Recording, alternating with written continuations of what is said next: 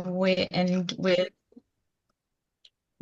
our friends from Bank Street. Awesome. Thank you so much. It's great to be here. Hi, everybody. I see some faces that I recognize from our evaluation process for the apprenticeship program in Vermont. So good to see you all again. I will share my screen and we will get started. Let's see. There we go. So just by way of introduction to Bank Street, you may or may not know who we are. We're a college of education located in New York City that has been dedicated to understanding child and adult development for over 100 years. We're home to a graduate school of teaching and learning, a number of children's programs, including a Head Start and a school for children. And we just wanted to share a bit about Bank Street's vision statement to kick us off. And it's really in the spirit of these beliefs and Bank Street's long history in education that the Education Center was formed as kind of the outward-facing professional development and policy arm of the college. So that's where Brooke and I are from. And then this is a bit of the Ed Center's vision statement. And so our goal is to disrupt inequity through systems level change to design better educational experiences for both children and adults. And Bank Street graduate programs have really been focused on an approach to teacher development that connects theory to practice connections through hands-on learning and really leverages the powerful impact of coaching and mentoring by skilled mentor educators. And so that's why we're interested in apprenticeship programs. We feel like this is an opportunity to bring this similar model of learning to early educators. And so we're excited to share our work with you today. And just quick personal introductions. My name is Annie Chafing. I'm Senior Director of Early Childhood Strategy, and my colleague Brooke is here too. Brooke, if you want to introduce yourself. Yeah, hi, good morning, everybody. I am the data analyst that worked on this project. I was also a preschool teacher for 10 years in Florida, so always love being in these early childhood spaces. And in an apprentice program yourself at one point, Yes, right? yes, So absolutely. awesome. Okay, so we will move right along. I know you all have a packed agenda here. We wanted to start with just a brief overview of Vermont's early childhood education apprenticeship program, since we know people may have different levels of familiarity with it. So CDD funds the apprenticeship program and is contracted with Vermont AAYC, who administers the program. Ultimately, this is CDD's program as they are the funder. But the program has a long history. It was launched back in 2001. It transitioned to the Teach Early Childhood Vermont Scholarship Model in 2017, and Vermont AAYC began administering the program in 2020. So they've only had the program for 4 years. They got it right as COVID hit, so not an easy time to take on a new program, but they've done a great job with it, and we'll talk a little bit more about the details here. So it is a registered apprenticeship, and as a registered apprenticeship, it has 5 required components. So the first is business employer partnerships. So apprentices have to be currently employed at a childcare center. The second is on-the-job training, which in this program is supported by on-site mentors and is specifically focused on supporting apprentices in growing in NAEYC competencies. And here we'll note that this apprenticeship program recently shifted from this hours-based model to a competency-based model. So this basically means that instead of logging a certain number of hours worked to complete the apprenticeship, they have to demonstrate competencies. And that's done through this mentor relationship and the development of a portfolio. Mentors do receive a $1,500 stipend annually, and they have to have an associate degree in early childhood education and complete a series of trainings that are focused on adult learning in order to be mentors. There's also the related instruction piece that's key for apprenticeships. This is provided by CCV and is currently 21 credit hours in early childhood education and related subjects. Registered apprenticeships also must include wage steps. So in this program, that's done through the completion of the Teach contract, so that each apprentice gets a $400 bonus paid for by Teach at the completion of each annual contract. And then the employer also has to agree to a 1.5% wage increase as the apprentice goes through the program. And then finally, the credential. So as of right now, the apprenticeship culminates in an apprenticeship certificate, which puts folks higher along the career ladder. And I'm losing my talking points. I'm sorry. Where did they go? There we go. So folks at the completion of the apprenticeship get to level 3A on the Northern Lights Career Ladder. And this program currently has capacity for 25 apprentices. And then Vermont AYC also runs a apprenticeship program. This is for juniors and seniors in high school. It's run through career and technical education centers around the state. Currently, 7 out of 12 CTE centers offer this program. They're placed at local childcare centers, including Head Start programs and FCCs. Apprentices work 5 to 10 hours a week, and they get $15 an hour for that work. Participating high school seniors are also required to take at least one college course. So that's Introduction to Early Childhood Education. And they're awarded a fast forward voucher or a dual enrollment voucher at CCV for that. Youth apprentices also work with their mentor to practice NAEYC standards and competencies. So this sets them up to move on into the other apprenticeship program if they wish to after graduation. And this program also has capacity for 25 students. And so now that we've covered kind of the basics of the program, I'm going to pass it to Brooke to talk about our evaluation process and kind of what we found. Yeah, so to give everyone kind of an overview of what this looked like, so the first thing we did is we held a series of interviews with 13 key people from around the state. Many of you are on this call, but we interviewed both those that had direct involvement in the apprenticeship program and those who are just involved in the broader ECE system in Vermont. We also held focus groups with participants in the program. We wanted to make sure that we captured the voice of everyone we could that was involved in the program, which included two apprentice focus groups, a mentor focus group, and then a sponsoring center director focus group. Once those interviews were complete, we categorized or coded the transcripts to identify patterns and themes, and this process really helped us make sense of information, gave us, some highlights of key concepts and trends that really informed our recommendations. From there, we also did a broad field survey. I'm sure many of you saw it go out. One of the things that our team was adamant about is that we wanted to potentially capture the voices of those who had not participated in the program. It's really good to talk to those that have experienced it to get an understanding of what that's like. We wanted to try and understand why people hadn't participated, what was deterring them, what was going on in that situation. And then we also wanted to look at, for those that had heard about the program or who did not hear about the program, was there any type of relationship between that and various demographics? Then we also completed a program distribution analysis, which I will show you in a couple slides on a map that we made, just to get an understanding of program reach and see if there's any recommendations we could make about outreach. So informed by key themes, we completed national research on other apprenticeship programs around the country. And then using all of this data, we created 5 main recommendations for program design and implementation moving forward, which we will highlight in a few slides. So the first thing we wanted to highlight were program strengths. We recognize, and one of the things in the focus group that came up pretty consistently, especially with the apprentices, was that this program is really valuable and for a specific demographic population. But we wanted to highlight the longevity of the program. The apprenticeship has a positive reputation as a reliable, longstanding program. And then college accessibility, which was a pretty significant theme that came out of our focus groups. We spoke with many first-generation college students. It was 71% of the focus group participants, and single moms. Both groups talked about how the mentor support coupled with the scholarship and paid release time uniquely enabled them to complete college coursework, which they might not have been able to do without it. So you'll see we've included some quotes from interviews and focus groups in our presentation today. You'll see them throughout the report as well. To save us a bit of time, we won't read through them, but they are in the report. The next strength, a stable pipeline. So the apprentice provides a small but steady stream of qualified educators and promotes retention in the field. It might be small, but it really is something to have a pipeline of educators coming in. And the last thing, which was a little bit surprising for Annie and I as we did this, was the mentors talked a lot about the leadership development that this program provided for them. It's not the primary goal of the apprenticeship program, but we heard that their experience helped develop their leadership skills and provide an opportunity for growth in the field. So giving them that next step on the career ladder was really valuable for them. So then, of course, like I mentioned, we heard so many good things. It was really hard, especially with apprentices, to pull some what are some areas of growth? Like we want to look at that as well. They really, really valued this program. But to inform our recommendation, there were some areas of growth.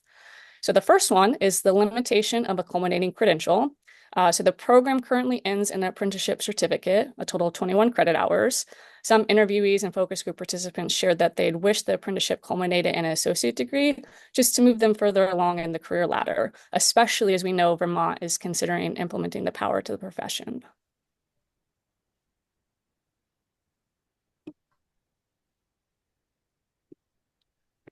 Unmute myself. The next area for growth we heard was the restrictive program requirements. So some of this comes from TEACH, some of this comes from the apprenticeship model, but we heard that the limitation of one course per semester, which is part of the apprenticeship model, is beneficial for some who are unsure about taking on college coursework, but it can also slow down people who wish to complete the program more quickly. We know that adults often stop out of college because they have life issues like family needs or health problems. And so if we can enable them to complete more classes when they have the capacity, that can help people complete the program. Center directors also expressed some challenges around the paid release time, which is a TEACH requirement. They acknowledge that it's really helpful for apprentices, but also said that it's hard to find people to meet ratio when giving that paid release time. So next area of growth is lack of qualified mentors. This was pretty prominent throughout our focus groups and interviews as well. Identifying a mentor was really challenging for some apprentices, both because there's that education requirement of associate degree for mentors, and because the time that it takes to mentor another educator when you're working full-time inside a classroom. No. Because of this challenge, many center directors will fill that role, which the focus group participants did not flag this as an issue. However, we know that having a direct supervisor as a mentor can complicate what is typically supposed to be a peer-to-peer relationship, which just further highlights the need for qualified mentors. The next area for growth we identified as kind of a big bucket, but it's communication and technical challenges. So we heard several ways in which program participants had difficulty communicating with organizations that are involved in the program. In some cases, Vermont AAYC, in other cases, CCB advisors, but participants described waiting for emails to be returned in a timely manner or having an advisor change from semester to semester. Communication challenges also extend to this broader awareness of the program. So we found there's a really strong word of mouth referral to the program, which is great, but there's a lack of overall awareness of apprenticeship throughout the state, which we found through that survey and through an analysis of kind of where programs the participation in the program in the past and currently. So we'll dive into that more in a moment. And then additionally, participants encountered some technological issues, particularly with this portfolio process, which is connected to the competency work. People had trouble navigating Google Sites, which is where the portfolio is currently located. And then finally, there was some feedback about collaboration and coordination between the organizations involved in the program. So that's CDD, Vermont AAYC, CCB, and the DOL. And this can lead to some confusion.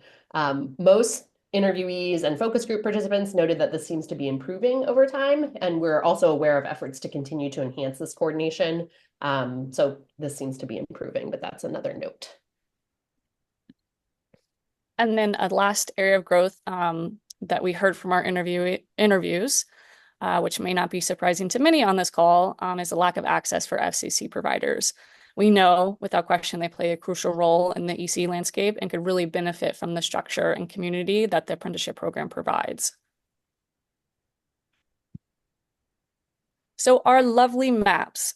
So we wanted, as I mentioned earlier, to get a sense geographically of where these apprentices are coming from.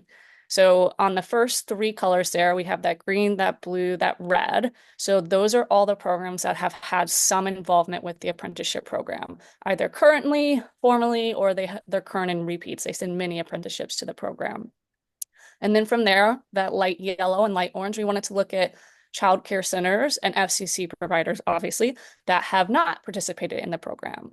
And so we took all this information from the Bright Futures information system, as well as census data that was accessed in July 2024, and we put this all together on a map. And so we wanted to look at, is there any type of relationship between programs that have been involved with the apprenticeship program, and then counties with the highest percentage of Black and Latino populations, as well as counties with the lowest median income. And you can see those are listed there. But it's really nice to be able to look at that geographically and see if there's any type of relationship. So we've made two maps, a Google map and then this data wrapper, both because they have different functions, different looks. And so we wanted to make sure we covered some accessibility things, but they are publicly accessible and you all will have access to this. But we just wanted to look at, is there any recommendations we can make around outreach based on the information that came up in our focus groups and as well as our interviews. Awesome. Thank you, Brooke. Okay, so now we will dive into recommendations. I know we're flying through this. I'm just so sensitive to the number of things you have on your agenda. Feel free to drop questions in the chat or come off mute if you like. So we'll begin with kind of an overview of the 5 main recommendations. They're all tied again to the themes and key issues that we heard from interviewees and from focus group participants, and then they're informed also by research into different apprenticeship programs around the country.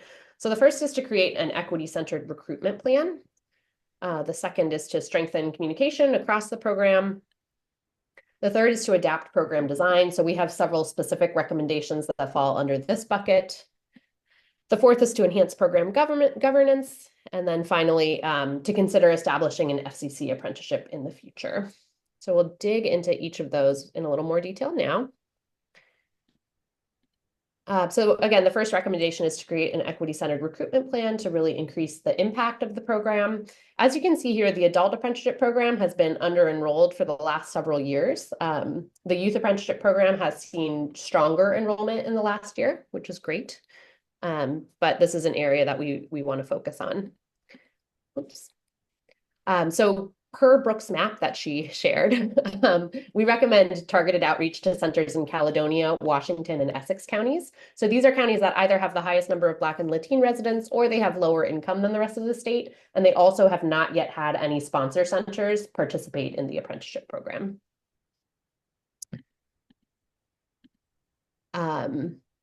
And then connected to this, we recommend creating really targeted messaging for different audiences. So for center directors, we recommend focusing messaging around increased retention and the impact of qualified teachers on program quality.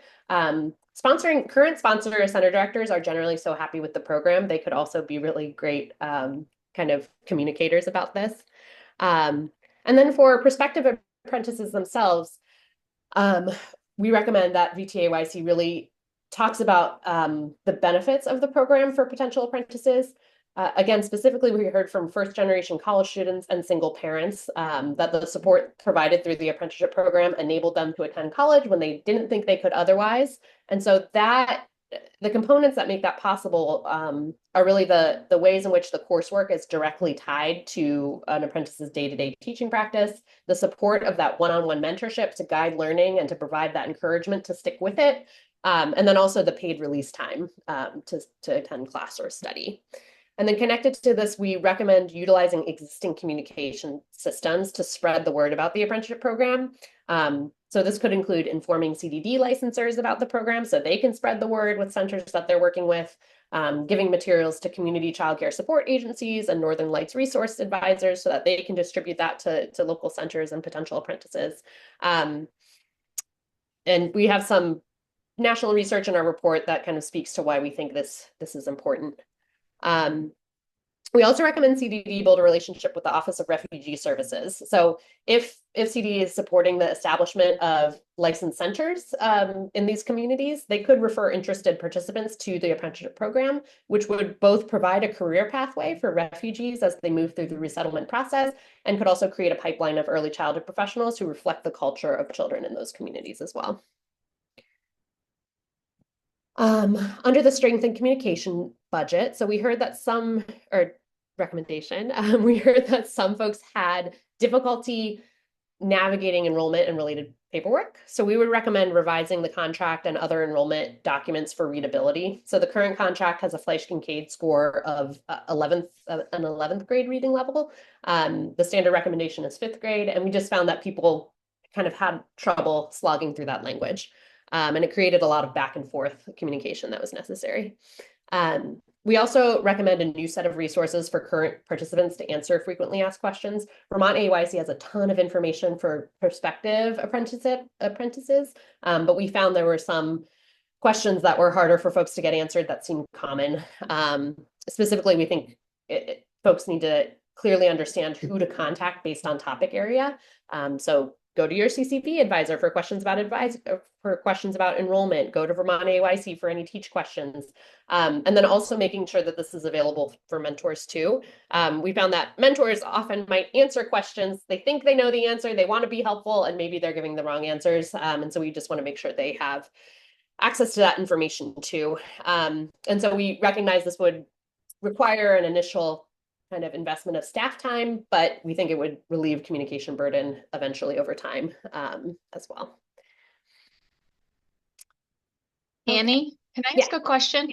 Yeah. So a couple times you highlighted sort of the I don't want to say complications, but the challenges of it, CDD, Vermont AYC, Department of Labor, CCV, and I'm just curious, like anywhere in here, is there other models that doesn't require that broad of collaboration that would make it easier for the user?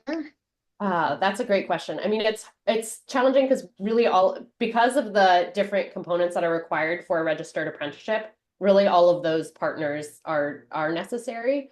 I will say some places do have like more local or regional apprenticeships. I wouldn't recommend that for Vermont just because you're a smaller state.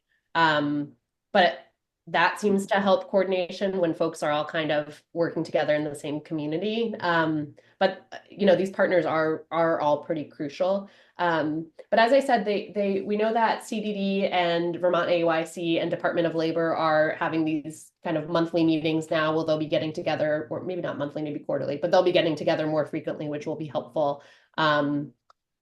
And then obviously CCV is a really key partner. And we've heard from Vermont AYC that relationship has really improved. And we talked to folks at CCV as well. So it sounds like they're collaborating pretty well too. But I think it's just the nature of the apprenticeship program that requires all of these components. Yeah.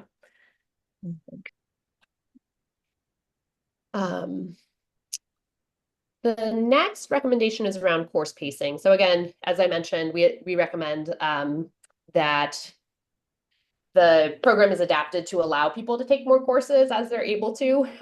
The way the program currently works, it would take 2 years and 4 months for someone to complete the apprenticeship. If an apprentice is taking 1 3-credit class in the spring, summer, and fall semesters. So that's a really long time to get through a program that just ends in a certificate. So this would either require additional funding up front or slightly smaller cohorts if some apprentices take 2 slots, if they're taking 2 classes, for example, which we think is reasonable. We think more apprentices would persist and complete the program if they were able to complete it more quickly. The next thing we suggest is creating a really tight crosswalk of competencies with CCV coursework. So Vermont AYC and CCV can work together to do this so that apprentices know which competencies clearly connect to the coursework that they're doing. And then this would also more clearly link their daily practice with their children to what they're learning in school.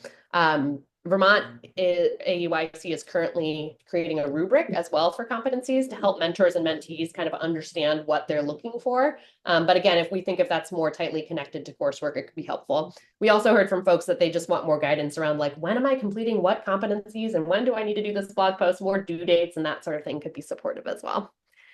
And then we also recommend specific resources for that portfolio development. So as we said, that's a rather new introduction. It just started this past fall. And the rollout of that portfolio has been a little technically tricky for people. It's just kind of the hump of figuring out Google Sites.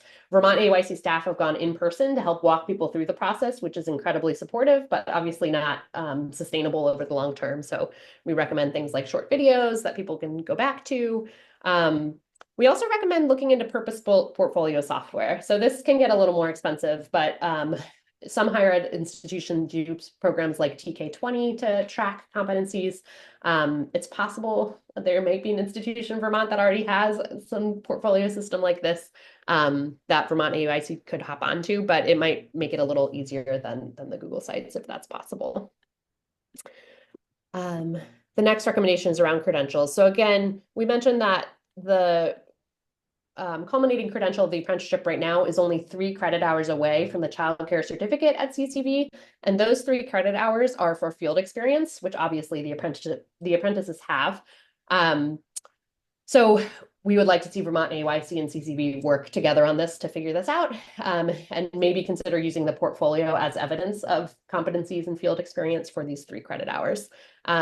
This could also open up federal financial aid since it would be culminating in a certificate, and some apprentices might be eligible for Pell Grants.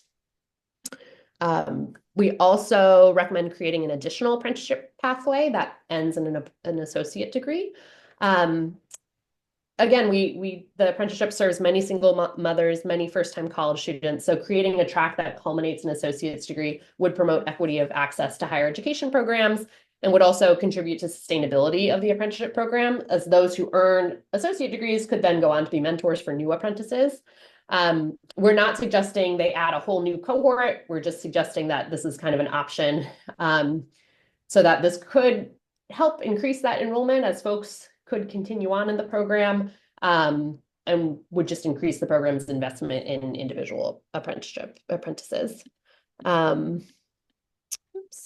And then finally, we recommend streamlining entry into apprenticeship from the youth apprenticeship, and really tracking outcomes to see how many of those youth apprentices stay in the field. So youth apprenticeship is very new in early childhood education, and it's unclear kind of the impact of it. So we recommend Vermont really track the outcomes of those youth apprentices and see if they stay in the field, or they may be using it for career exploration to go into elementary education or other kind of social services, which is all good and fine. It's just really getting clear on the goal of the youth apprenticeship program and whether it's satisfying the goal. The next piece is enhancing program governance. I won't go super deep into this, but we just recommend adding more clarity and specificity to the quarterly program reports that Vermont AYC submits, specifying a recruitment plan and their outreach progress along the way, and then really raising any significant proposed changes to CCV ahead of time so they can help kind of problem solve and think about the rollout and those sorts of things as well. So really, again, just kind of increasing the partnership between Vermont AYC and CDD in the administration of this program. And then finally, considering FCC apprenticeships as a future strategy. So these have been done in other states. The main barrier to establishing FCC apprenticeships is that requirement of an employer and an on-site mentor, as family child care providers are self-employed, they're their own business owner, and they don't often have someone on-site that could mentor them. But with some flexibility and creativity, it is possible. So we have some examples in our report. SEIU has been particularly good at establishing FCC apprenticeships. They've done it in different states across the country, and have some good models to refer to. They would also be happy to consult with Vermont if Vermont wants some support there in the future. However, we do acknowledge this is going to require kind of a significant investment of time and resources. And so we think it could be a strong strategy for the future, but we recommend on Vermont really focusing on enhancing its existing apprenticeship, making sure that enrollment gets up to capacity before considering adding another apprenticeship. And then finally, we go into funding sources a bit. So there's obviously different funding sources for apprenticeships that are available. One is WIOA. This is one, in our national research, we didn't find a lot of early educator apprenticeships access WIOA dollars. This is in part because it opens the program to people who aren't yet in the field. And a lot of times out of work job seekers are going to prioritize other more highly paid fields. So if they go to one of these kind of job centers and they see the list of options, obviously compensation continues to be an issue in early childhood, and it makes it challenging to recruit more people. So we would recommend maybe not pursuing WIOA. We don't know that the juice is worth the squeeze, but we do want to note that Vermont's current WIOA state plan includes a reference to how childcare is a crucial need for those seeking employment. So hooray for your DOL recognizing that, and that could be a possible in if that's a route that that Vermont wants to go. The next is perhaps the more promising. This is U.S. Department of Labor competitive grants. There was a critical sector job quality grant recently, which included childcare as a critical sector that funded some childcare apprenticeships. Unfortunately, that's closed, and obviously it depends on the priorities of the new federal administration. But this is something to keep an eye on. We have a link in the report to that that grants page that folks can take a look at and keep focused on. A lot of programs also use philanthropy and corporate giving to fund their programs. We list in our report several national philanthropies that have supported apprenticeship programs. Some programs also go to larger employers in the state and ask for money from private companies, and that's been successful as well. This could be particularly helpful for startup grant funding. So as Vermont pursues that associate degree pathway, or as you start up that FCC apprenticeship program, this money could be helpful for that. And then finally, federal and state student aid. So obviously, again, if it culminates in a childcare certificate, or for folks pursuing an associate degree, utilizing federal and state student aid so that Teach Scholarship is a last dollar scholarship, and perhaps can be spread a little further. Okay, whoo. So that concludes our presentation. We're happy to take questions or revisit slides. Again, I know we flew through that, but I also know you have a lot on your plate. Cynthia, I see your hand raised. Go ahead. Thanks, Annie. I just wanted to ask the question. I was toying with maps and some other maps that we have in Vermont that sort of show the distribution of childcare. And I'm really curious about your recommendations around equity and outreach, especially to counties like Caledonia and Essex. Those have very few early childhood providers in them in general. Essex only has 10, for instance, and 50% of which are family childcare. Caledonia has 55 registered early childhood programs, 2/3 of which, 66%, are family childcare. So I'm really curious in your recommendations when you were saying that developing a model for family childcare could come later. I think that definitely impacts the ability to outreach and successfully reach some of those communities, especially around equity, when we can't even offer to 2/3 of the programs in one county and 50% in another county. We literally just don't have the models to offer them. So I'm curious, thinking about that for a small state like Vermont, I don't know, does that change your idea around building a family childcare model? Because I definitely think our organizations, VACE and Department of Labor and everybody else, I think we bump up against this when 50% of our programs are family childcare. Yeah, that's a really good point. And Brooke, I don't know if you want to speak to this, but I think, yeah, very, very good point. I do think creating an FCC apprenticeship model is a good idea for the future. However, given the kind of low enrollment of the apprenticeship program currently, we wouldn't, I guess that's kind of why we were suggesting kicking that can down the road a little bit to really hone in on making these programs fully enrolled and accessible to folks. But that's a very good point. Brooke, do you want to respond to that at all? Yeah, in particular from an equity standpoint too, I know there's a small percentage of childcare centers in those areas.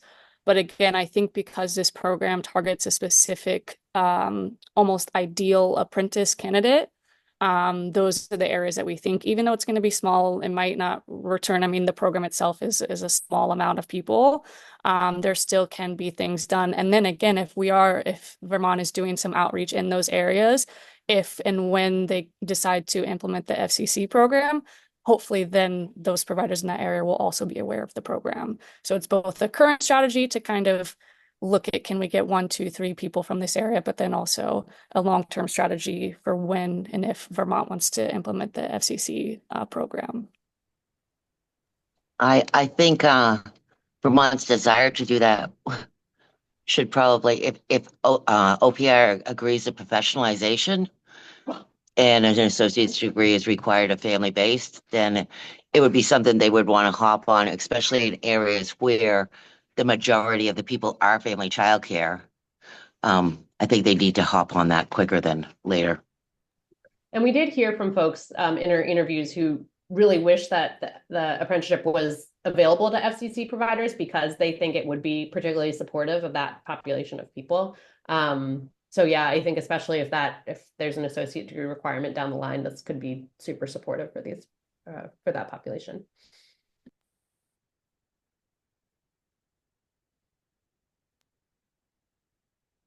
And of course, before we did all that, it would be really helpful to understand sort of the workforce qualifications currently. I know First Children's Finance in the last few months working with 17 new family childcare homes, and I think 12 had degrees and all had college except one person. So you don't want to create something that isn't maybe going to fit the sort of the demographic of those that are entering the field. And we haven't had a really comprehensive workforce report with all the information we need for a couple years.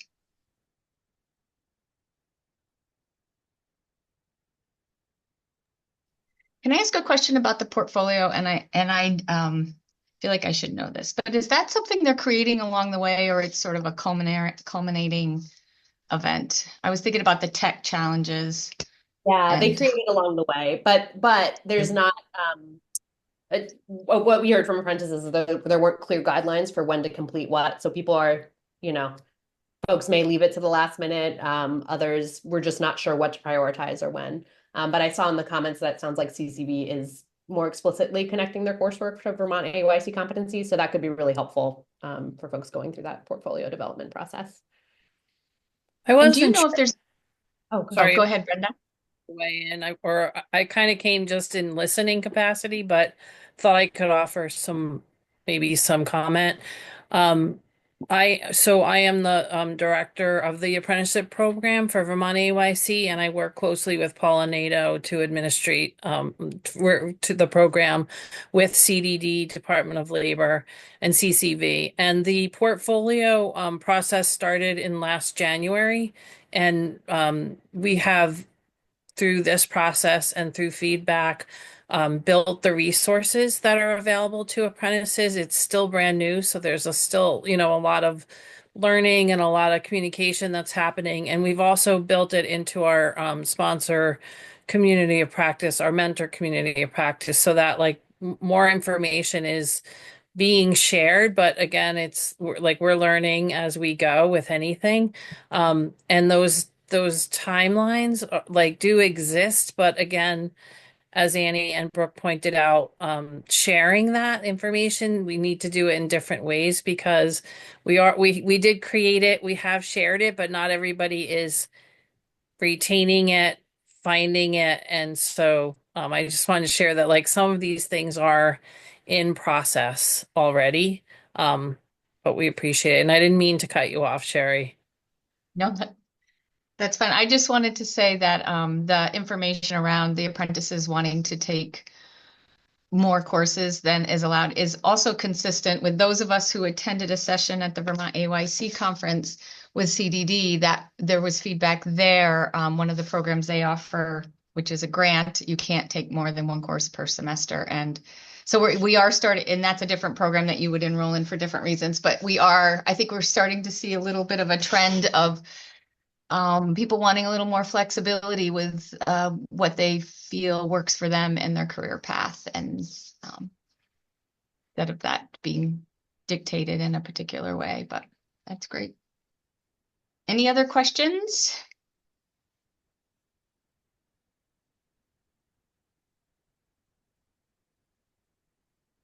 Great. No questions. This was really great, really helpful. I took a lot of notes. I'll be interested. Do you know what next steps are? Are the several organizations involved in the apprenticeship program going to do a work plan? I'm just curious if there's any. I know this just came out a few weeks ago, so I don't know what the follow-up plan is, if any. Yeah, I'm just to kind of respond to that from the CDD. Yeah, we got this, I believe, November 30th. So we are formulating the next step. And you don't have a plan, Dawn? We don't have a plan quite yet. But yeah, we're absolutely starting to think about, having further discussions with Vermont AYC. There's a lot of folks to be pulling together and starting to map out a broader. And this, I do want to mention that this was one of the PDG funded projects. So this was, I wish I could remember the number, but the number escapes me. 4.1. Thank you. So yeah, we're in process. We're digesting and thinking about our partners, and I'm sure that once we get a little further down the line, we'll bring back a plan for feedback as we move forward. But we were so happy that we were able to have Bank Street do this, and as always, we are grateful for our partnership with the Vermont AYC and CCV. Well, thanks. That's what I have to say. Yeah, that would be great, Don. It'd be great at a future time to bring that back to ELD. I mean, I see when I look at this, there's definitely places where the partners, but they're also, as in one of the final side, a role for philanthropy could support some of these pieces as well. And I just want to thank you both for I'm really excited about the concrete recommendations that seem they're just very specific, actionable, and I really appreciate. I've been excited about this since you started the first time doing this evaluation, and thanks for joining us today and presenting what you learned and your recommendations. Yeah, absolutely. It was great. We had a great fun doing it. It was wonderful working with Vermont, and you all, I mean, so many states are looking to Vermont for what happens next in early childhood. So you're really setting kind of the pace. So it was a pleasure to work with you all, and great to be here today. Thank you. Thanks. Great. We now are going to welcome Child Trends to our meeting. And Anna, I don't know if you wanted to provide any other introduction or if they're ready to jump in. I think we can hand it right over to the team. Yeah. Right. Over to you. Welcome, Child Trends. Thank you. I am going to share my screen. I'm Jennifer Cleveland.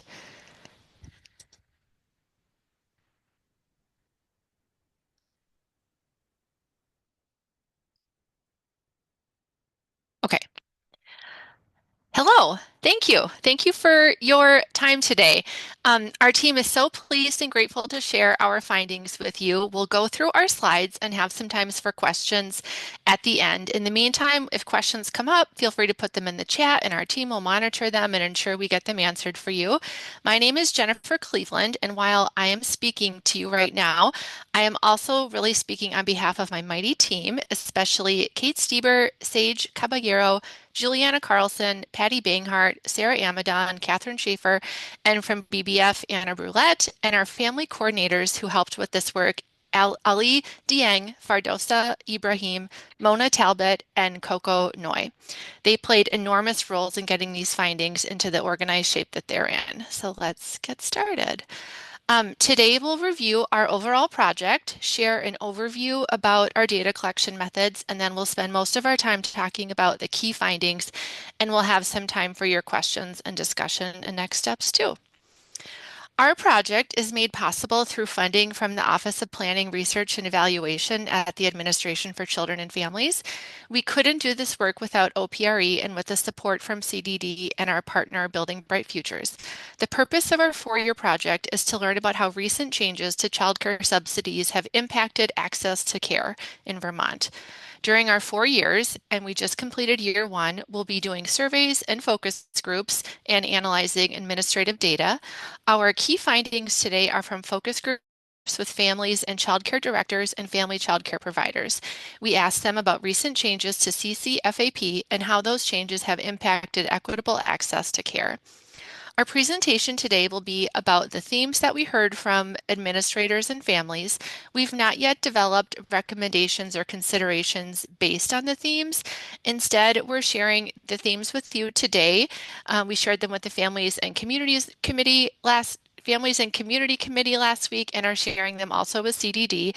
And we're working on interpreting what these themes may mean, what the implications are, and encourage you to share your thoughts and ask questions about this as well when we get to the discussion portion of our presentation. And now I'm going to turn it over to Sage, who will tell you about our data collection methods. Awesome, thank you. Yeah, so the data collection in this case is going to be focused around focus groups. Didn't mean to do that, but we held focus groups with both parents and caregivers, as well as early child care administrators, which for our purposes means center directors and FCC owner operators.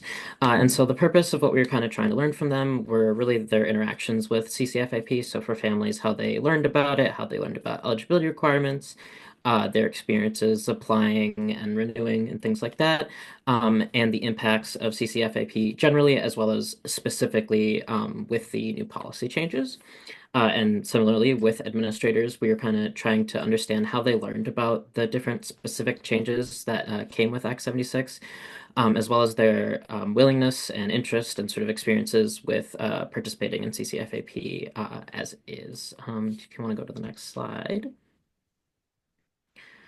Right, so we had focus groups with parents and caregivers. There were 8 total conducted from August 11th to October 4th.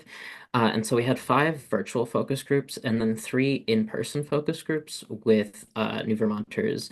And so for those virtual focus groups, folks were recruited just via email blast from PDF from folks here. You may have seen plenty of them, and then they were sort of pointed to fill out a screener and interest form in order to get scheduled.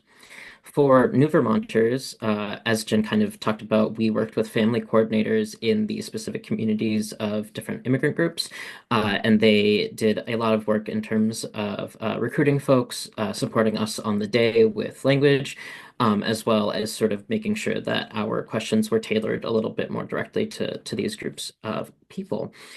So yeah, big shout out to our family coordinators. For administrators, we had 7 focus groups that were all conducted in early August, and they were also recruited via email blast through partners such as yourselves, and they were sent to a screener and then an interest form in order to schedule with us. And then moving on to the focus groups themselves. So for parents and caregivers, we had 34 total folks participate. 19 of those folks were the virtual participants, and then 15 were those New Vermonters. For the New Vermonters, about almost all of them didn't participate in CCFAP. 3 did, and they were connected to CCFAP specifically through the coordinator that helped us out. And so that was sort of a very specific group as opposed to an email blast. For the virtual participants, the population was relatively representative of what Vermont looks like now. So it was an 85% white and 15% Black or Latino participants. We had 16 mothers participate and 3 fathers. Most folks came out to an average about 2 children, with 1 person having 5 children under the age of 13 participating in CCFAP.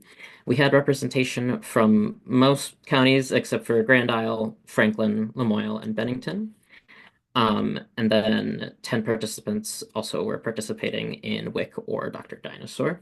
And just a note, kind of, we'll get into the details about this in a little bit, but most folks said that their childcare arrangements did meet their needs with some sort of specific things around just the supply of childcare and what that looks like for them, or space in between one childcare provider to the next when enrolling in CCFAP. And then moving on to the focus groups with administrators. We had 26 total folks participate. We had 16 who were center-based directors and 10 who were family childcare based. And some of those folks did participate in Universal Pre-K, as well as we had 1 person whose program was a Head Start program and 1 who had a combined after-school program. A majority, kind of not surprisingly, of our participants were in Chittenden County, and unfortunately we weren't able to reach any providers in Windham, Essex, or Grand Isle. And so then moving on to the findings from these focus groups. So first I'll start with just the awareness of the changes that came. If you want to go to the next slide.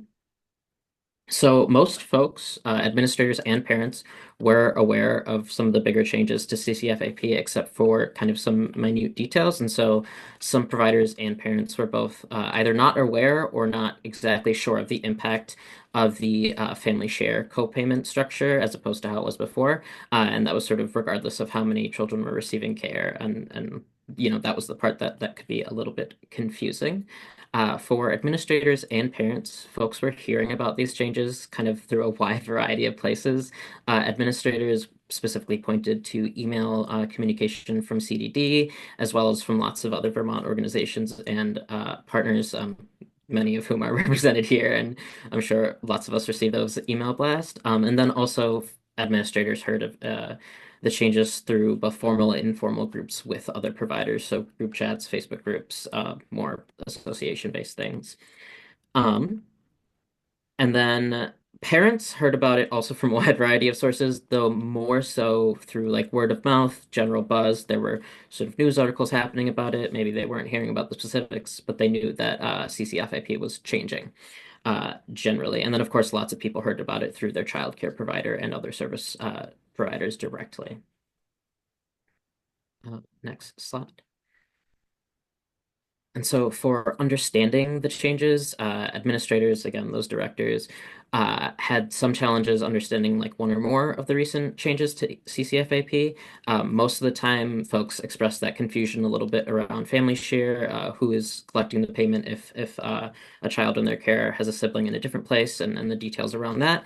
Challenges around C codes, which are the absence codes when providers are sort of putting that back in and tracking that. And then some confusion around the rate increase cap. So there was, with Act 76, a cap on how much folks could increase their rates. And so some people were confused about how that specifically affects their program. And parents echoed some of these sort of on the flip side. So some confusion about who their family share would go to and what it was based off of, as well as sort of the flip side of the rate increase caps of just confusion around what providers can charge in terms of additional fees and things like that that are not covered by CCFAP. And then the next slide. So for all of these, there were different sort of suggestions from administrators and parents as to how they'd like to be communicated with.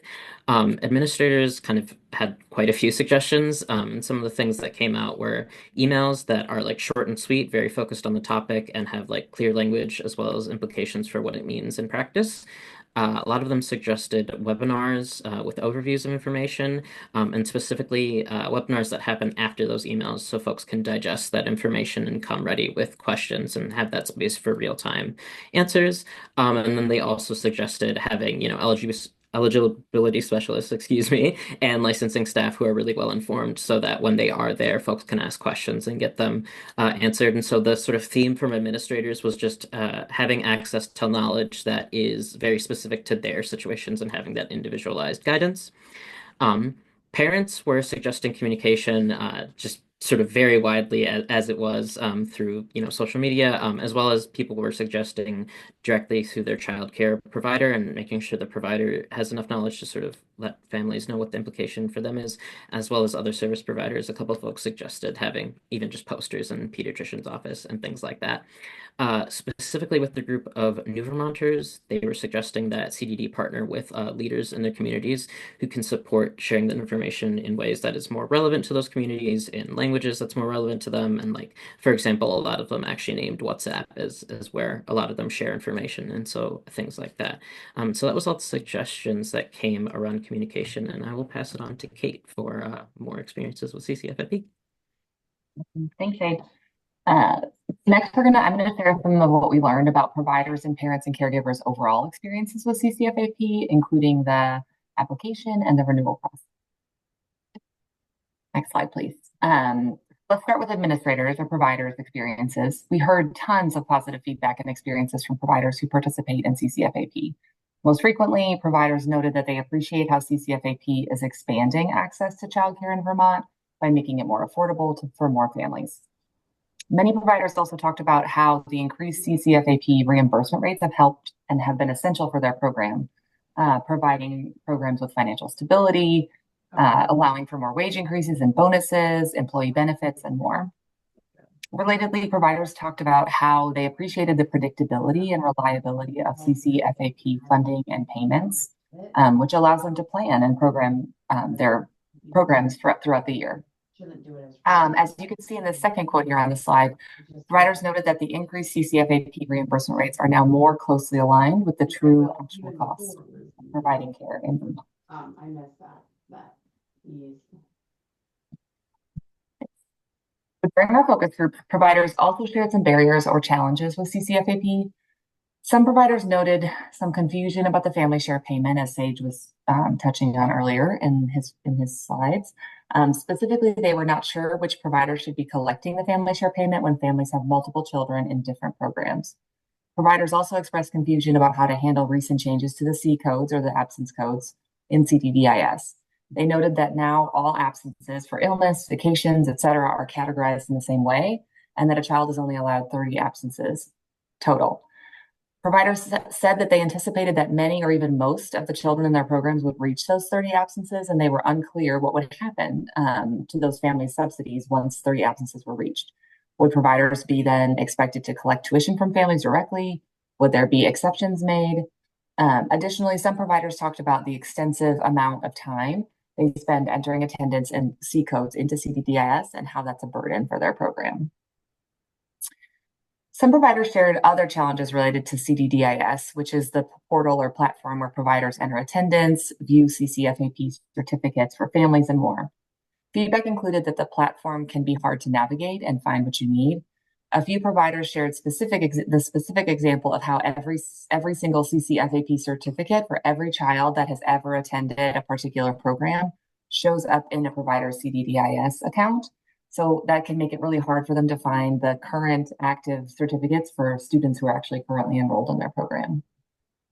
Lastly, providers shared some challenges and barriers with the CCFAP application itself. Some talked about challenges with stigma around CCFAP and receiving subsidy, noting that some families are wary of applying for the program due to the perceived stigma of accepting childcare subsidies. Some providers noted that families struggle to gather the necessary documentation for CCFAP to demonstrate their need for care, verify their income, etc. Lastly, we did hear from a few providers that they were no longer able to communicate with their eligibility specialists about individual families' applications, which has posed application barriers because in the past, providers were able to follow up with families about needed documentation and questions, etc., and kind of be the go-between between the eligibility specialists and families. Now, we did hear at the Families and Communities call last week from someone at CDD that wasn't an official change. So I think that's something we kind of want to do some more digging on with maybe some eligibility specialists or providers in the future. But we did hear from providers that they noted a shift that some eligibility specialists were no longer willing to sort of loop them into a family's application, et cetera. Next slide.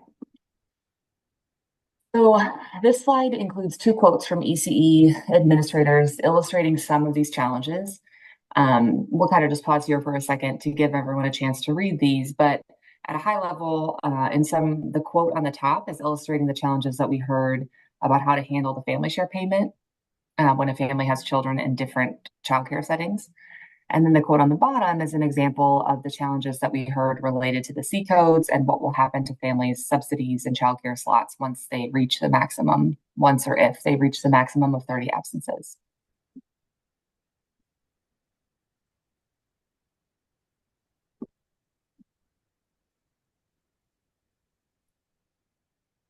All right, next slide, please.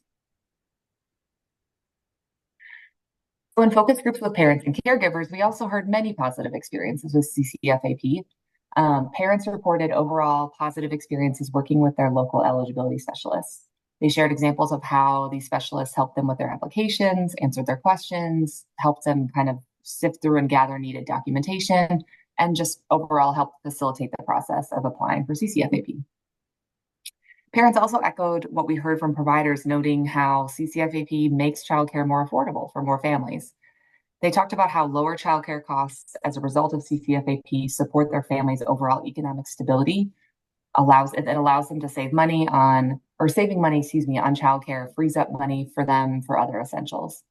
Lastly, parents noted that CCFAP does have the ability to increase access to ECE across the state of Vermont by making it more affordable for more families. But they shared many examples of how hard it is to find childcare slots, especially for infants and toddlers, and especially in counties outside of Chittenden County, in many parts of the state where there are few, if any, childcare programs. But parents and caregivers also noted some challenges and barriers related to CCFAP. So as noted on the previous slide, while not unique to programs that participate in CCFAP and certainly not unique to Vermont overall, there is an overall lack of supply of childcare programs in many parts of the state, which poses challenges and barriers for many families. Similar to what we heard from providers, parents also expressed confusion, about some of the changes to the co-payments and family share payments, including how to handle the co-payment and which provider they should pay if they have children in different programs. A few parents shared that providers are sometimes charging fees that are not covered by their subsidy, even if they qualify for a 100% subsidy, which they noted as very challenging and a key barrier to them being able to afford care. Parents echoed the challenges we heard from administrators about gathering documentation to demonstrate their need for care and income verification. In particular, we heard this challenge from parents who were self-employed, worked part-time, worked night shift, and/or worked in agriculture. While the online application is now available for CCFAP, at the time of the focus groups, it was not yet available. So we did hear some challenges related to completing the application on paper and having to mail the application and documents back and forth rather than submit it via email or via the internet, which is great that now families can do that. And then lastly, parents noted that the application is only available in English, which poses challenges for families whose primary language is not English. Next slide, please. On these next two slides, I'm going to walk through some of the feedback that we heard from ECE administrators specifically about some of the different changes to CCFAP as a result of Act 76. So during our focus groups, we asked ECE administrators about how the recent increases to the CCFAP reimbursement rate has impacted their program, and we, of course, heard a lot of support and appreciation for this increased rate. However, administrators had mixed opinions about the recent change to having one standard CCFAP reimbursement rate regardless of a program's star rating. While some administrators fully supported and understood the reasoning behind this change to a standard reimbursement rate, others shared challenges with the change. For example, some administrators felt that the change removed a big incentive for lower star rated programs to increase their star rating. Other administrators at higher star rated programs shared that they didn't think it was fair to receive the same reimbursement rate as lower star rated programs in their communities. The quote in blue here provides an example of one particular administrator's perspective and frustrations with this change.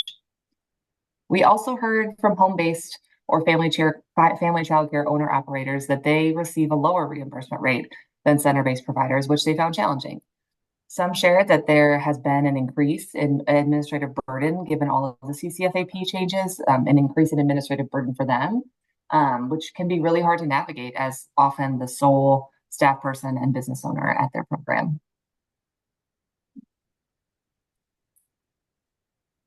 During focus groups, we also asked ECE administrators about their experiences with the Readiness Payment Program. Administrators expressed overwhelming support and gratitude for these funds and the funds that were afforded to them through this program. So on this slide are some of the ways that administrators shared that they used the funds, and they're listed in order of the frequency that we heard or the frequency that they were mentioned.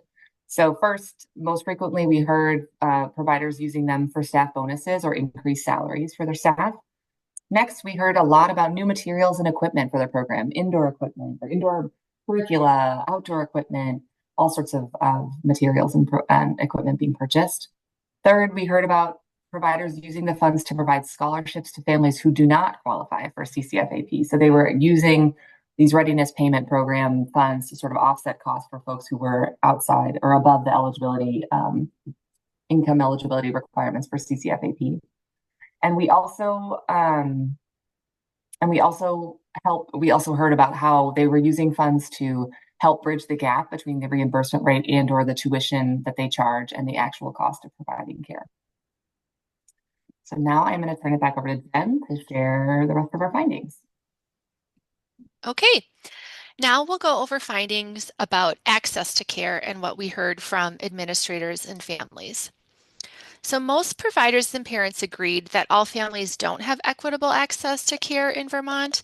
From an administrator in blue, we heard that access varies by region and access has been affected by economic, climate, and behavioral and health related factors. A parent, their quote is in pink, concurred that access varies across the state, especially by county. And this parent noted that some jobs don't allow for flexibility to work from home and how some centers are shortening the number of days that they're open. This parent was highlighting constraints from both employment and childcare. And I'll pause for a second just so you can read this.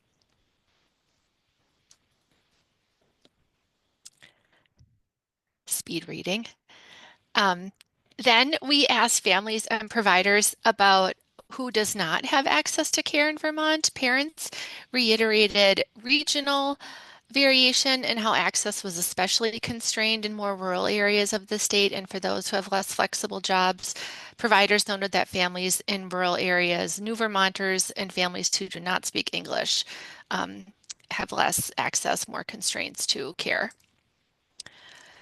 We asked administrators to reflect on barriers to families' access. They cited transportation, a lack of supply, especially in rural areas, and some people said anywhere other than Chittenden County is especially challenging, hard to find infant and toddler care. Providers and parents noted that programs are closing infant toddler classrooms to open pre-K classrooms in some cases. Hours of operation was a barrier. Lots of programs shortened hours during COVID due to staffing shortages and haven't gone back to pre-COVID hours. And these shorter hours don't align with all families' needs. Distance to programs, so like geographic distance was cited, and then the need for care and eligibility determinations for CCFAP was challenging for people who work gig jobs, night shift, farmers, for example. We asked families their reflections about barriers to care, and some of their responses aligned with what providers reported, namely limited hours of operation and lack of supply. However, families also cited more specific barriers that reflect their unique experiences, such as the lack of programs that align with their cultural values and preferences, discrimination, language barriers, and programs not meeting children's developmental and their unique needs. We also asked about facilitators, or kind of what helps access to care, what could increase equitable access. Administrators' responses are in blue. They suggest that the CCFAP application be included in families' program enrollment packet, that the reimbursement rate increases, and that programs partnership with the Department of Children and Families, or that programs partner with the Department of Children and Families. Families' responses that are in pink here reported that if programs extended hours of operation, provided transportation support, and provided food and or other supplies that would help with access to care. Our last set of findings are about the impact of the recent changes to CCFAP. So administrators reported numerous positive impacts about the recent changes, including impacts on families, providers, staff, and programs. Administrators perceive impacts to be about increased affordability, increased pay and benefits for staff, and more stable enrollment and funding for programs, all of which can be summarized to increase access for care. Here we show a couple of quotes from ECE Early Care and Education administrators. They shared how CCFAP expansion has allowed them to offer more programming, support their staff, and in one case, offer a scholarship. And I'll pause for a speed reading moment.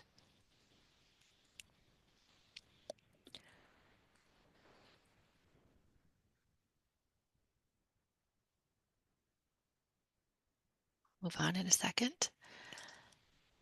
And then families, we also asked them about their perceptions of positive impacts about CCFAP and the recent changes. They cited how care is more affordable. Children are able to be in care full-time as opposed to just part-time, which ultimately means that families have reported increased access to care. I'm going to move now to the questions slide. And then since I've been sharing, I haven't been able to look at the comments, but I see that there are 8. So perhaps you already have predicted these questions. So what questions do you have about these findings? Which findings resonate with you or align with your experiences? Which do not? Given these findings, what else do you want to know about families and providers' experiences with recent CCFAP changes? And then I'll also add a 4th question to my coworkers at Child Trends if there's anything in the chat that we immediately want to highlight during this discussion segment. Sarah was just noting that it was, she was wondering where the provider focus groups fell in terms of the FCC, the Family Child Care Home rate increase that happened in July. And I was just noting they happened, all the provider focus groups were the first 2 weeks of August. So we were just going back and forth about that. But she was noting that it's likely that folks hadn't seen many or any of those increased rates yet since it's on a reimbursement schedule. So yeah. Okay. Well, what other reactions does anyone have? We have, I think, about 9 more minutes. Is that right? Yeah.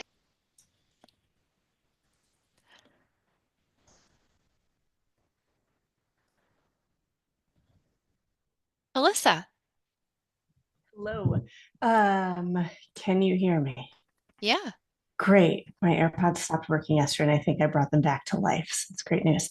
I was wondering about the application process and really looking at accessibility and people being able to both it's a print application, right? Print it off. This is something I've heard a lot of, I'm a mom of 2 young kids. And so many folks have been like, yeah, I don't have a printer. I can't, how do I do this part of that? And just the complexity of we don't know what we qualify for. A friend of mine who has an infant who they're about to start childcare is we still don't know because we're waiting to hear back. And how does this work? What do we qualify for? All that jazz. And so I'm wondering about access to care as a barrier from simply the application process and the knowing what do I qualify for, do I qualify, and then what can I access realistically in terms of number of days a week, all that jazz, and then how that parlays into now I have to communicate with my employer or find a job, etc. That complexity simply from the application process and what your findings have been there. yes, I'm happy to hop in, and then others from the team, please add in as you see fit. But yes, we heard about that. I would say that was one of the major challenges that we heard about from families, just having to go back and forth multiple times with the eligibility specialist, receiving different information or hearing from one source that they would qualify for a certain amount, hearing from another source that it would be a different amount. So we definitely heard a lot about that in the focus groups with folks who do participate in CCFAP. And then we did a few focus groups with folks who do not participate in CCFAP. Most of those were new Vermonters. And we certainly heard about the language inaccessibility in those groups as well, just to touch on a few of the things that you raised. And I'll add on that the launch of the online portal for application happened in the middle of these focus groups, so we didn't get to hear as much. We did have a couple folks say that they were in the process of renewing for the first time fully online, and folks were certainly anticipating that being good, but it was kind of too early to get too much feedback there. And Sonia. Hi. So I think I would echo some of the administrator pieces. First of all, we have had a huge uptick and we now have over 90 kids receiving subsidy. So clearly that is working, right? The 30-day piece is definitely an issue. People are already running out, and these are families, many of them that don't have a lot of resources to begin with. So they used to get unlimited sick time, but there are families who miss a lot to begin with. So that's a real thing that we do need to tackle and get some clarity around. The other piece is a family share. It's just very wonky. It's not even, yes, who gets it if they're in separate programs, that makes sense to me, but with it internally within a program, how it interfaces with public pre-K funds, for instance. It's weird when, let's say you charge $430 a week, a child gets, maybe their portion gets them, let's say 400, but yet they have a family share of 375. It's like, how do you explain to a parent? And this is the thing that is probably my biggest concern, is that we as programs are the only ones explaining this, right? The poor, specialists have no idea, that's not their thing. They can explain what it is, but we're left to literally explain to families, yeah, we're taking your extra because we have to give a salary to our staff, or it's a very awkward conversation to have with people, right? And so for me, there's some communication pieces that I would love to just see heightened, that don't leave us as providers in such an awkward position with families, so that they have more information.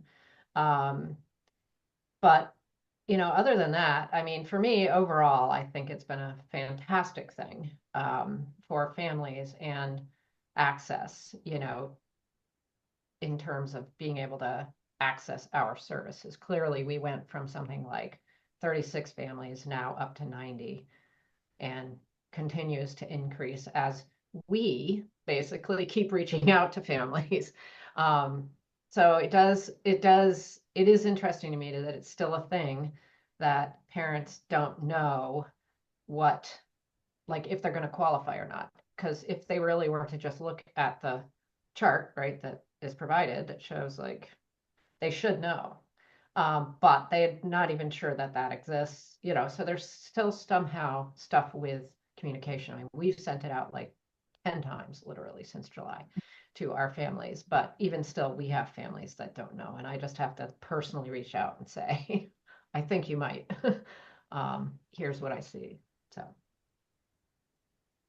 Really quick, just adding on that, I thought of this while you were talking, Sonia, but I think this sort of question about looking at the chart of income eligibility requirements, I think where we heard that the most, the confusion about what they would qualify for, whether they would qualify, was for folks who do not have a set monthly income. So people who are driving for Grubhub, people who are doing other gig work, people working part-time where their hours shift each week, people working in hourly jobs where it's not a set. So it's hard to, then that makes it sometimes kind of hard to predict what your annual salary, and so I think that makes sense to me. That specifically. That's always been the case, right? Because it's a very specific situation, and they really do have to have somebody help them figure that out. Mostly the specialists do that. Yeah, that makes sense. Thanks for sharing all of that, Sonia. Thank you. Linda. Hello. Yeah, and a lot of what was shared, I'm not surprised to hear as a provider. I think I just echo some of what Sonia just said, but the C codes have definitely been a challenge, and where I'm seeing that challenge is really hitting our most vulnerable families. And it's just this level of they don't even know that there is a C code. They don't even know that they only have 30 days, right? There's just this level of explanation that you have to do. And then, basically coaching them through what they need to say to the eligibility specialist in order for them to get that C code extended. Our C code, my experience is that they're extending C codes, but it's just this whole other layer of complication. And unless you have this external tracking system, you don't know if family is hitting their 30 days until you don't get paid for them.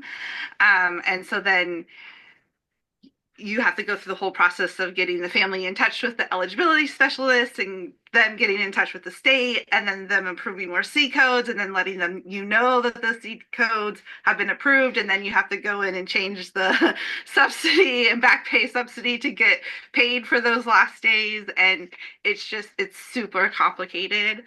The other piece of communication that I think families are struggling with is just when they're applying, that I don't know if things are going to spam, if things are going I don't think families are always getting those follow-up emails. And so they think, everything's good. They didn't get the follow-up email. We try to follow up, and sometimes we do hear the family didn't mark that we can talk to you. So they're just have them reach us. So it's a lot of this back and forth. And I think a big piece that has been missed is how important providers are in that piece. We are such an essential part in making sure families have access to the application, have access to the forms. That they do need to print forms out, we're printing the forms out, we're faxing them and sending them to eligibility specialists, we're gathering the information so we can make it more accessible to families. And I think that piece has really been missed on how essential we are to help families and ensure families are staying up to date and getting all the information that they need. So I'm excited that this is a multi-year investigation, because I think we will learn a lot more in the second year. But yeah, it's great, and there's a lot of work that needs to be done. Absolutely. Thank you. We'll go to next steps in just a second, but Don, please. I just wanted to add some information that I received yesterday in a meeting with the CCFAP team. There's a couple of things with C codes, and I absolutely hear about the complexity of tracking and verifying and getting those changed. There have been 60 requested and approved. They were all approved for additional extensions. So that worry, it seems to me like they're working out something that's pretty quick. The other issue that we're finding is that some providers are incorrectly coding for absences. So when we go back and do some more investigation and support for the providers, that those codes need to be trained those codes need to be changed because they weren't actually absences or eligible for C codes. And the other thing that we've found is that an issue of program integrity from our side, which we do need to monitor for, that sometimes the children aren't in the program anymore. And so some of those bumping up against the 30-day actually allows us to be working with the provider to make sure that they are billing correctly for the children who are enrolled in their program. But I absolutely hear you all about the complexity of the verification and the tracking of the days. So I just wanted to add some information that literally I was in a meeting yesterday just to share sort of what we're tracking behind the scenes as well. Thank you. So just so many complexities in the communication system, especially with the rollout of something like this. And then just our last slide, just a minute over, our next steps. So like I said, we are in year 2 right now, and we're planning on doing a survey with ECE administrators, providers, and with parents. And we'll hopefully join this meeting again in 2025 to share updates about what we're doing and get feedback from you about the survey development and the planning. If you have anything else that you want to share with us, I don't have my email on here, but we'll send out our emails afterwards if you do have any questions for our team that come to you after this call. We really, really appreciate your time and attention and thoughtful questions this morning. Thank you.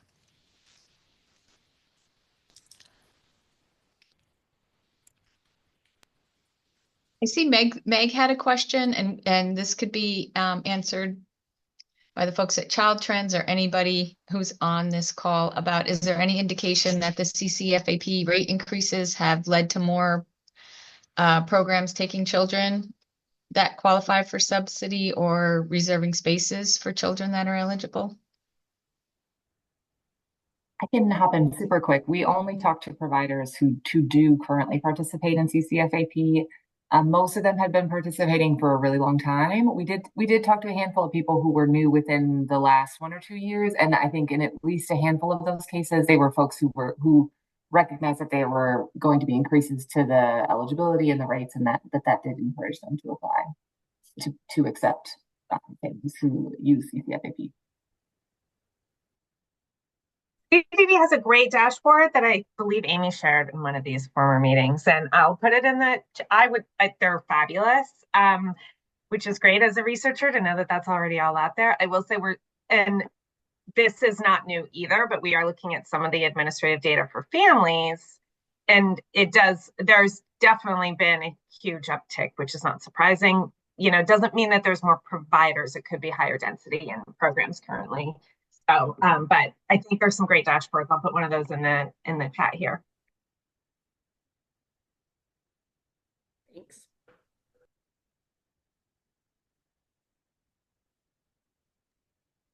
Thank you.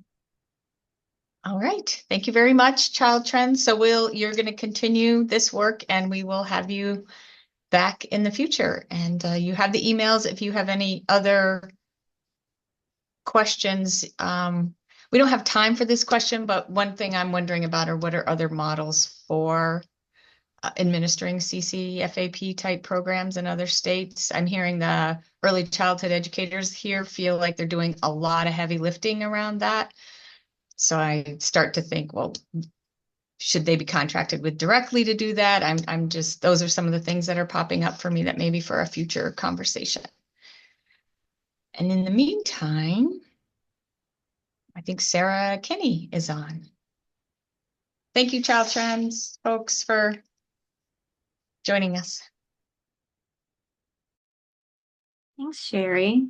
And thanks, Child Trends folks. I actually got to be in the Families and Communities Committee when this research was presented there, and it made so much more sense to me the second time through because there's so much data, and it's really rich and amazing, and it's really heartening to see the real-time tracking of implementation of a bill like this. It happens so rarely, and it's just really exciting, and it's exciting to see progress. And of course, there are going to be wrinkles and challenges, right? Because any transformation of this scope is going to be complicated. And so, also, I'm Sarah Kinney. I'm the Chief Policy Officer at Let's Go Kids.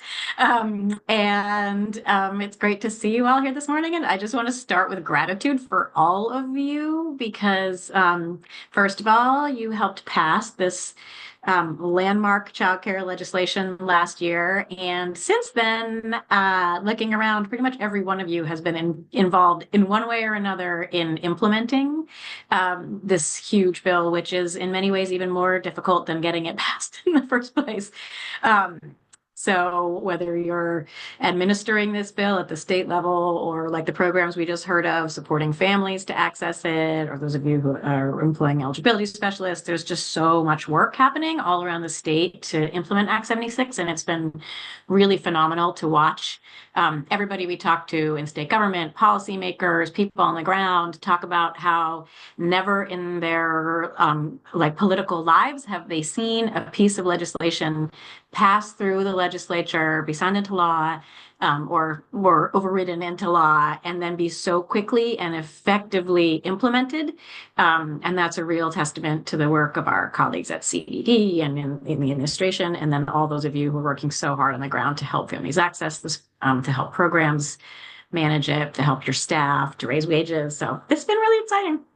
And just a little bit of context, and you've probably heard these numbers from Let's Grow Kids because we're talking about them a lot right now, that since Act 76 was passed in the first year with this long-term public investment, we've had 1,000 childcare spaces created through a lot of hard work by our partners at First Children's Finance Vermont, supporting programs to expand and open. We've had almost 90 new programs open. This is the 3 quarters in a row this year, the first time in many years that we've had more programs opening than closing, which both shows the impact of Act 76 and also the depths of crisis we were in before, that for so long we'd had more programs closing than opening every single quarter until this year. So it's working, which is amazing. And just an acknowledgement that it's also really hard to make it work, and an appreciation for the work that a lot of you are doing to actually make it work out there. So we know that Act 76 is going well, and we also know we're not done, right? All of this conversation is a really just a great foundation for why we still have more work to do to build on our progress of Act 76. So as we're talking about next year, next year meaning next month, when the legislature reconvenes on January 28th, we at Let's Grow Kids have been working really closely with our colleagues at Vermont AYC, and we're sort of jointly bringing forward a legislative agenda this year to continue to build on our progress from Act 76 to make childcare more affordable for families and strengthen the early childhood education workforce.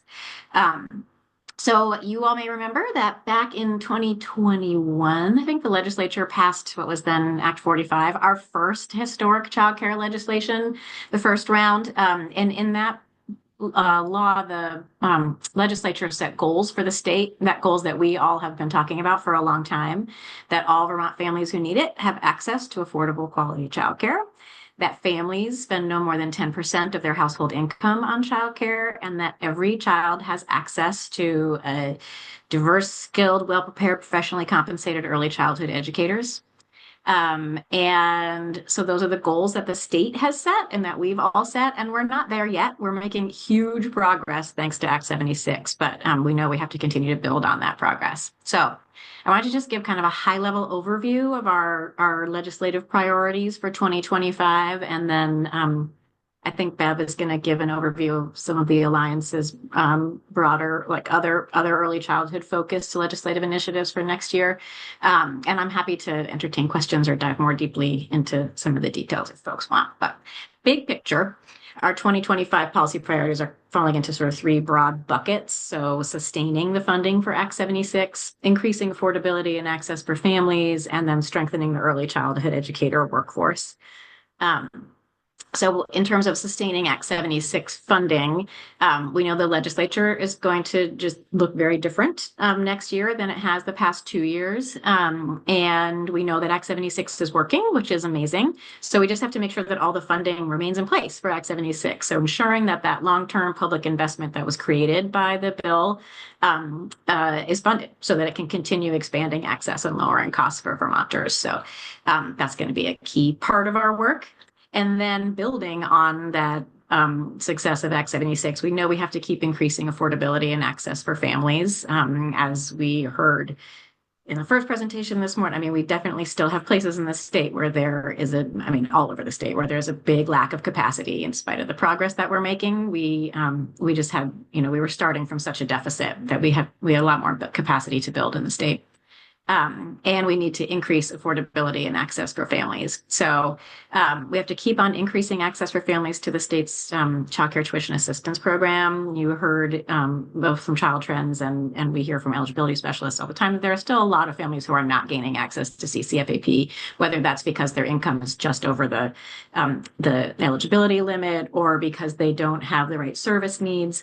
And I know CDD has been doing a lot of work to analyze the service needs. So those like the category of ways that families can demonstrate that they need CCFAP. And so we want to work with CDD to see, like, is there legislative fixes that we need to continue expanding that list of service needs and also keep on, where we can keep on pushing eligibility so that more and more families are getting access in terms of the income limits there. And then we also have to keep increasing the funding for childcare programs. So the reimbursement rate increases that were in Act 76 definitely got us closer to the cost of care, the true cost of care, but we're not there yet, right? So anytime we have the opportunity, we need to keep on incrementally increasing those reimbursement rates so that programs are supported to be able to continue to increase compensation for staff and invest in their programs. And then the other huge bucket that we're going to be working on this year is strengthening the early childhood educator workforce. When we talk about building capacity in the state, the number one obstacle to building more childcare capacity is the workforce, right? The early childhood education workforce. Every single program here, every program I've talked to struggles with staffing. This is I keep hearing if we're going to open new programs, they're just going to be stealing staff from existing programs, and that does not grow capacity. So we know that we need to strengthen our workforce. And a big piece of that is going to be a push this year. That's actually the Office of Professional Regulation just announced that they're going to be moving forward with a request to the legislature to create the profession of early childhood education in the state, to establish a professional state license to practice for early childhood educators, which is a really key technique to support the growth of a diverse, well-prepared, well-supported workforce, and to create really clear pathways for people coming into the profession.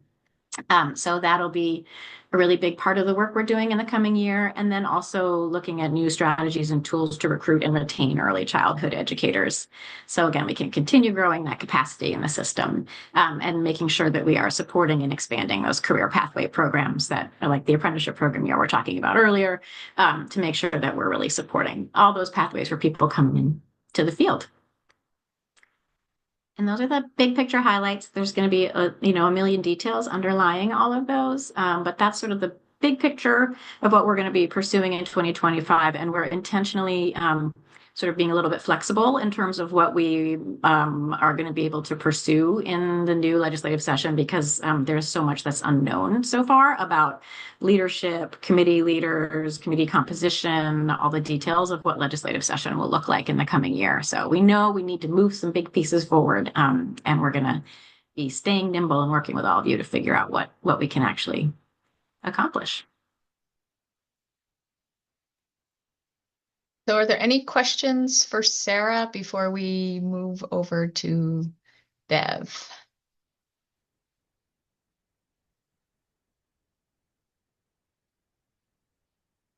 All right, if you think of any along the way, throw them in the chat and we'll turn it over to Bev. Hello. Thank you for, I feel like if your brain is like mine, it is holding a lot of information right now. So I think I'm gonna try and be kind of high level and brief as Sarah was. I think most of you know that the Vermont Early Childhood Advocacy Alliance is a statewide organization, and that we bring together the early childhood community on policy priorities. We tend to focus on areas like health, safety, food and economic security, and early childhood education. Yay! It's certainly a key part of the work that we do. And we do this typically through building an annual legislative agenda and providing advocacy support through the session, as well as outside the session. We are finalizing our 2025 legislative agenda right now. Actually, the agenda is finalized. We're finalizing the pretty printed written copy that is typically found on our website. I can drop a link to our actual website for those of you that want to go in. I think there are two ways that you can do this. You can sign up for our newsletter, in which case you'll get continued sort of weekly information about what's going on.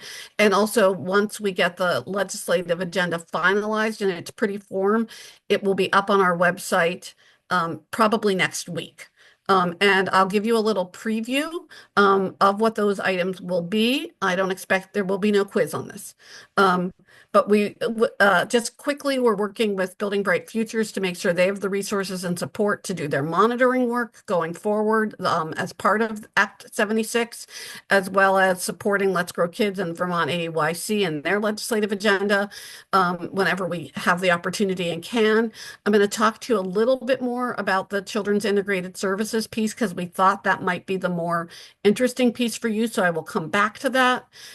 We support Fund Vermont's Futures Fair Share for Vermont campaign, which is advocating for a new tax bracket on annual personal income for individuals making over 500,000. We know that there are a lot of needs in our state, and we know that there will be people, legislators that are interested in finding additional revenue sources. And so the Fund Vermont Future Coalition is interested in offering up some ideas about how there could be some more revenue brought into the state in a way that for people that can afford to pay for it, provide that.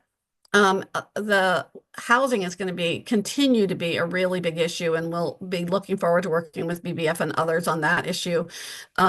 We've been able to largely protect families with children in terms of those needing emergency shelter up till this September. The state did grow some of the family shelter pieces. Right now, we're in the winter weather eligibility criteria. So families with children are a priority and are able to get back into the hotel motel, even if they've used up their 80 days of eligibility for the year, which is a new cap that did not exist for those families prior.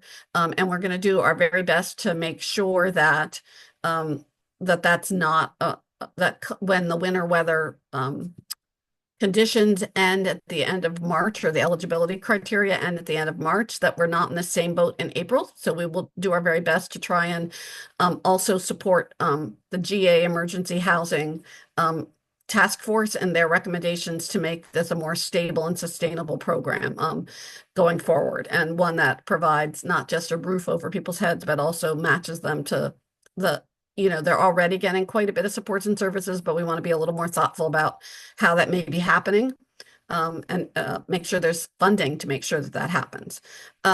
Also, we're working with the Doula Association of Vermont to enable birthing families in Vermont to be covered by Medicaid. Right now, if you want doula services, those are something that you can pay for privately, but we want to try and make that a more equitable access. So individuals that use Medicaid as their health insurance payment also have access to those supports and services as well. And we're also going through the doulas are also going through OPR right now and working with them because the way forward to make that happen for the doulas to get Medicaid services is also to create some regulatory framework and for what is a doula and what are the criteria that one needs to meet to be able to be certified as a doula or regulated as a doula.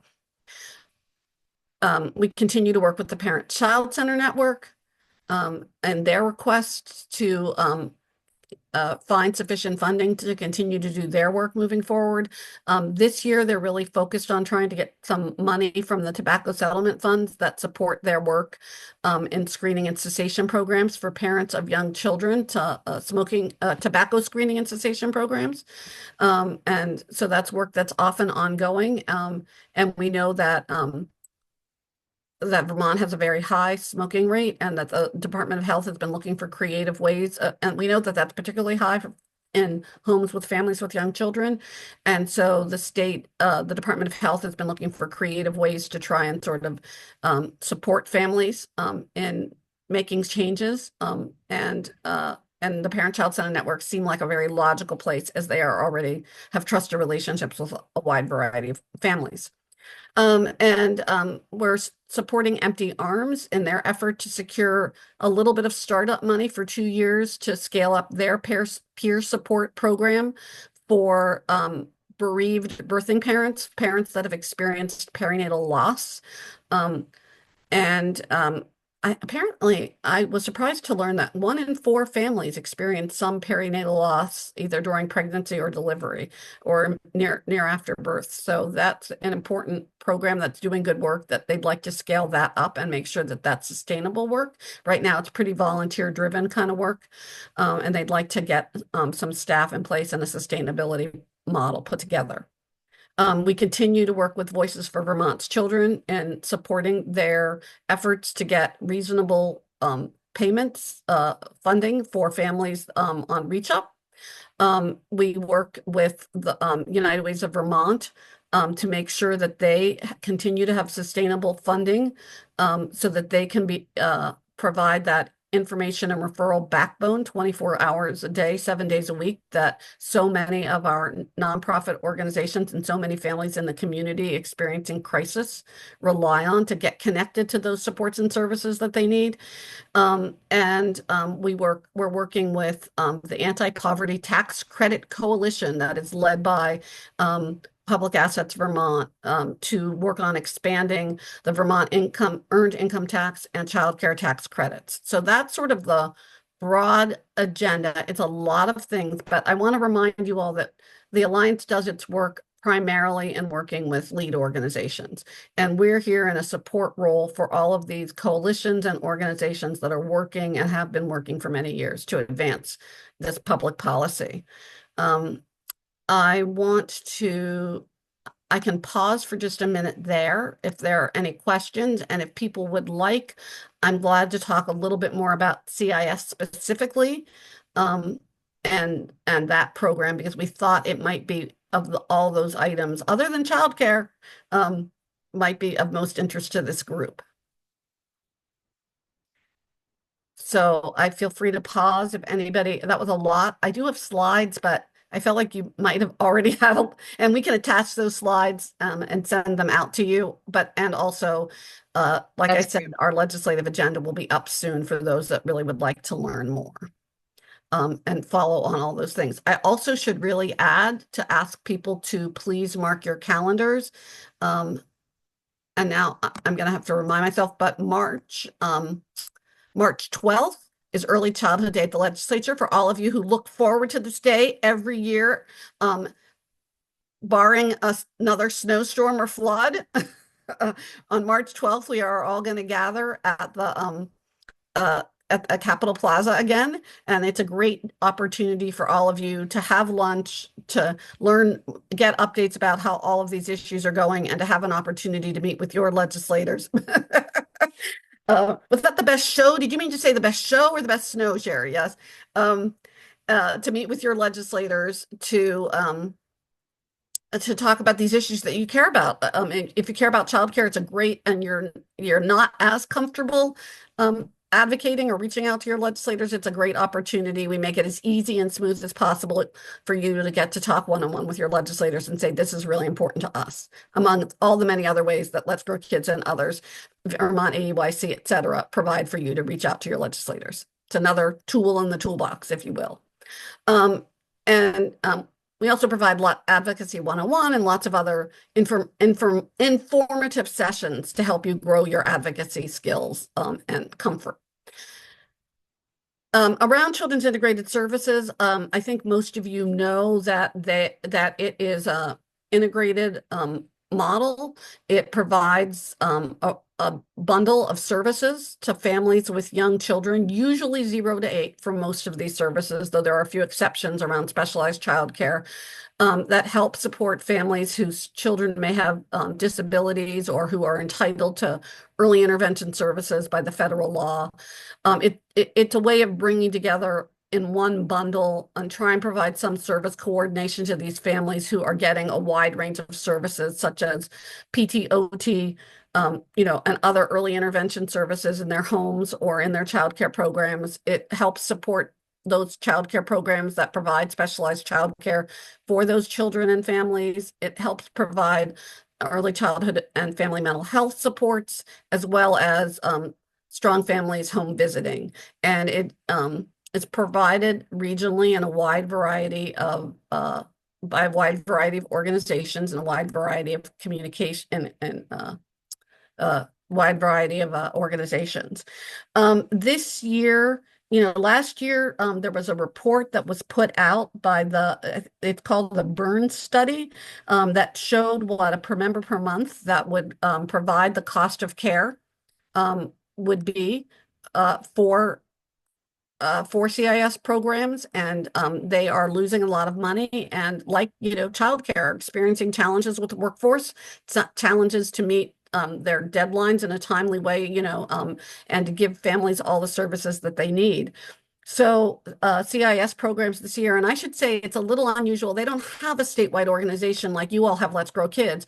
So the Alliance has to step in a little bit more, and it's kind of created this informal coalition that we try and help lead in their asks. And this year they'll be asking for $1.6 million to meet the cost of care as asked for in the burn study from last year.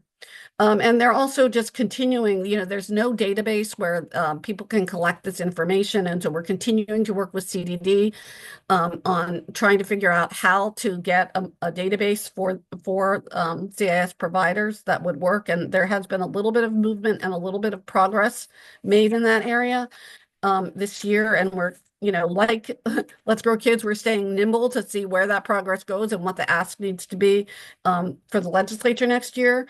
And we're continuing to hope to be about a part of any bills. I know the designated administrative agencies, the mental health providers, the designated mental health providers are looking to put forward legislation this year that would provide annual rate increases for organizations like the designated administrative agencies that are often level funded from year to year. CIS has organizations have that same problem, and they would like to be part of that legislation as well. So that's a little bit the CIS legislative agenda. We continue, they're really important essential services that families rely upon. They're underfunded and under-resourced in terms of like database and other important structures so that they can improve the work that they're doing and the timeliness and their capacity to be able to meet the needs of families. So they will continue their advocacy this year. A lot, and it sounds a lot not so dissimilar to all the important childcare work too, and how you've needed to take your underfunded, this underfunded system and create some mechanisms to make sure that families get what they need. So thank you for that opportunity. I think I'm going to stop there. I think that's all my key points, and I'm welcome any questions or comments. Thanks, Bev. Any questions for Bev?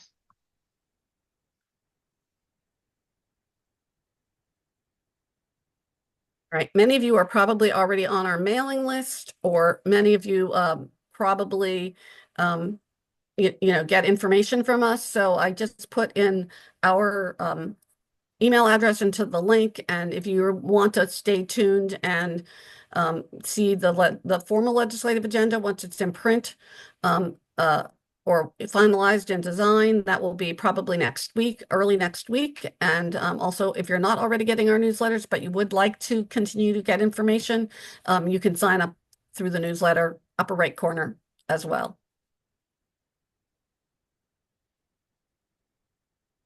Thanks.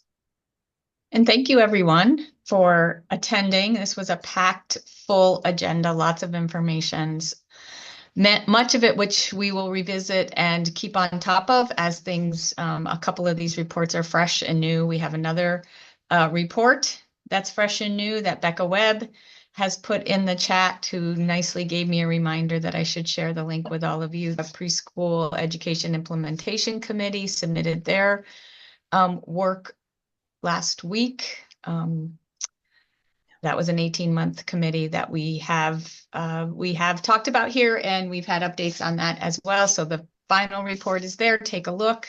As we look, our next meeting is January 9th, and we're looking at different topics. We may have an update from Vermont AYC on the application to the Office of Professional Regulation. So that's a possibility. We also were thinking about a conversation around this report. So those are a couple things that could be upcoming, depending on who's available for those discussions and what we have in hand to lead those. Are there any other announcements in the last 4 minutes that anyone wants to share?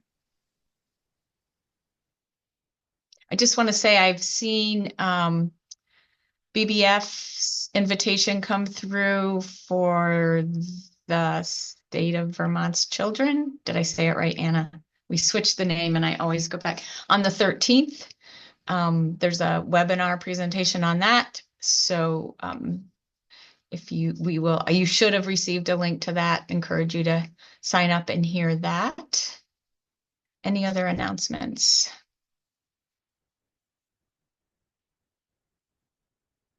Great.